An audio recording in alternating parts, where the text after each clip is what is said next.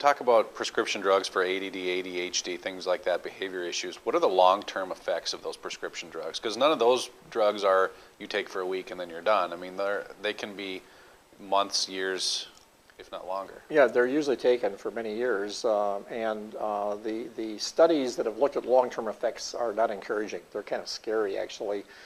What the studies, and there have been many of them, and some of them are quite controversial, but what I get from the studies is that the children who've taken the medications tend to do somewhat better academically than children with the same problem who don't take the medication.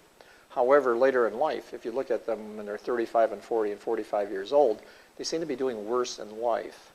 There's a higher incidence of depression, anxiety, drug abuse, alcoholism. So it seems like there might be some risk you pay for doing it. Mm-hmm.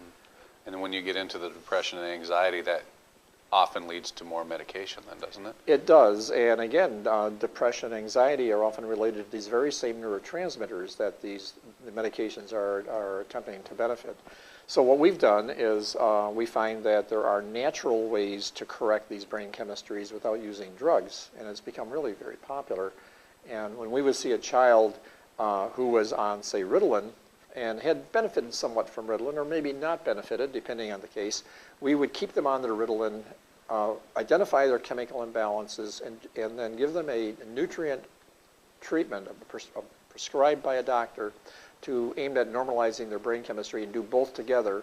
And then after about 3 months, most of the families said that they were distinctly better. Then we would test lower and lower levels of the medication to see where they were at their best. 80% of them told us that they were at their best with 0. So most of them, after doing our treatment, were able to get rid of the medication with the child being okay.